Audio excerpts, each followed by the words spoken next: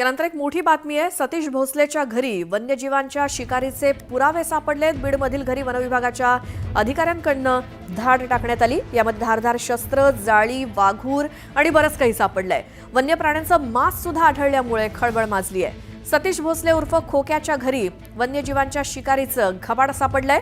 धाड टाकण्यात आली आहे। संबंधित विभागाकडून धारदार शस्त्र, जाळी, वाघूर आणि बरंच काही सापडलंय। वन्यजीवांच्या वन्य प्राण्यांचं मांस सुद्धा यामध्ये सापडलंय। हे सगळं साहित्य पोलिसांनी जप्त केलंय। जिल्हा वन अधिकारी अमोल गरकळ यांच्या मार्गदर्शनाखाली 40 अधिकारी आणि कर्मचाऱ्यांनी ही धाड टाकली। अधिक माहिती आपण घेऊयात आमचे प्रतिनिधी सुरेश जाधव यांच्याकडून। सुरेश, कधी ही धाड टाकली, काय काय सापडलंय?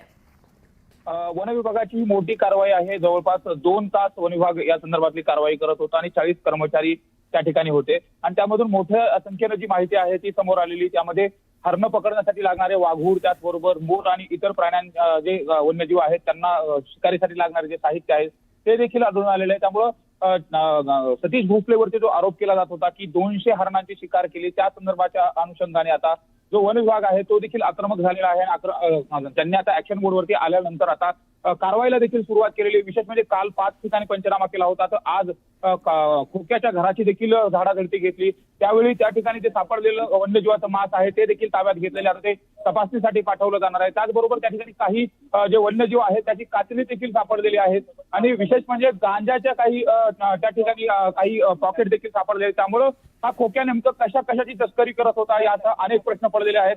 तपासी यंत्रणा आता या अनुषंगाने काम करते, वन विभाग देखील काम करते। त्यामुळे आता खोक्यांच्या सर्व बाजूनी मुष्ट्या आवळल्या जाणार का हे देखील पाहणं महत्त्वाचं आहे। मात्र वन विभागाची बीड जिल्ह्यातली पहिलीच मोठी कारवाई आहे की एवढ्या मोठ्या प्रमाणात वाघूर असेल, त्याचबरोबर शिकारीसाठी लागणारं साहित्य देखील खोक्याच्या घरातून जप्त करण्यात आलेलं आहे। बिलकुल सुरेश, या सगळ्या माहितीसाठी धन्यवाद आणि या कारवाईतले अपडेट सुद्धा आपण घेत राहूयात। खोक्या भोसलेच्या घरी वन विभागाच्या काही अधिकाऱ्यांनी, पोलिसांनी धाड टाकली आणि काही धक्कादायक सगळं साहित्य हे त्याच्या घरातून जप्त करण्यात आलंय। इथे एक छोटासा ब्रेक घेऊन आपण लगेच परत येऊया। तुम्ही बघत राहा न्यूज 18 लोकमत।